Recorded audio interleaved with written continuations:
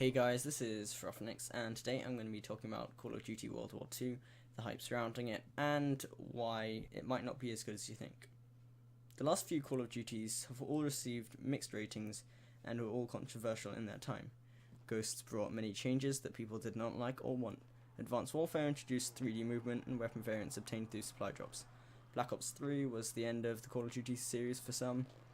We were told supply drops would be cosmetic only.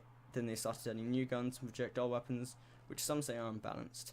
In my opinion, Black Ops 3 is a good game, and I still sometimes play it almost 2 years after its release. However, I can understand why many people dislike it.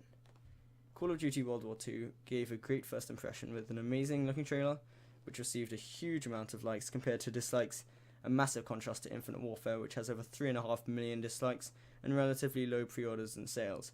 Obviously, the pre-orders are quite high compared to Battlefield 1, but compared to Black Ops 3 in the same time, it's really bad.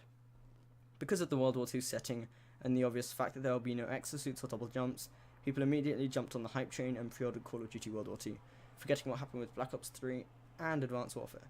I was going to pre-order World War II, but I decided to wait for the beta. Since then, several factors have influenced my decision to not pre-order Call of Duty World War II, and possibly not buy the game at all. The first and least important reason is the removal of swastikas.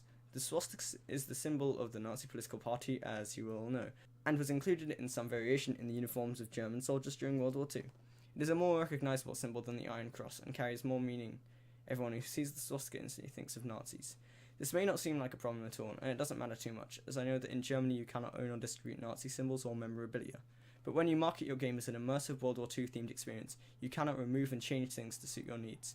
Now, there are exceptions to this, and you could say that the censorship of swastikas is one of them, and you may be right, but as in normal Activision fashion, it gets worse.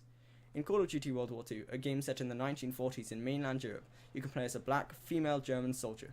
Of course, there's nothing wrong with having a female or black playable characters in Call of Duty when the setting allows it. Ghosts was not too good, but there was nothing wrong with the character customization and the fact that you could play as a female soldier. Many modern militaries allow women to serve in all roles, and so games set in modern or futuristic wars can include women.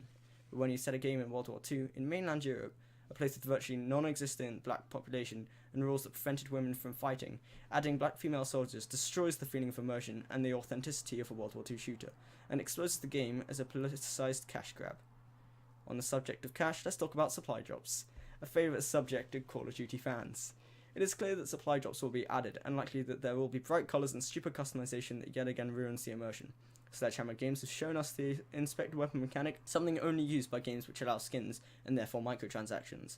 And seeing as the developers of Call of Duty World War II are the same people who gave us gingerbread men, clowns, and worst of all, weapon variants, I would not be surprised if we end this year's cycle with clown costumes and glowing, flashing bright blue guns.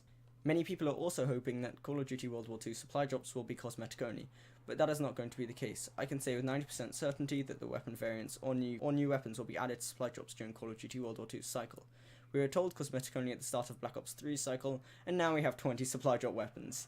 Infinite Warfare also included supply drops, and in 2016 Activision made $3.06 billion from in-game sales, although this does include Overwatch's in-game sales, so it's not such a big thing.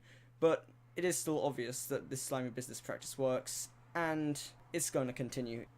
Before you buy Call of Duty World War II, hoping that it will bring Call of Duty back to its roots, remember that Sledgehammer has put a World War II skin over their anti-consumer RNG pay-to-win system that has been present in the last 3 Call of Duties, and as long as it makes money, it will stay in Call of Duty. Activision has been using words and phrases such as boots on the ground, classic, and back to its roots in their marketing campaigns to try and make fans believe they are buying a game that is like one of the original Call of Duties, even if it is basically just Advanced Warfare without double jumps.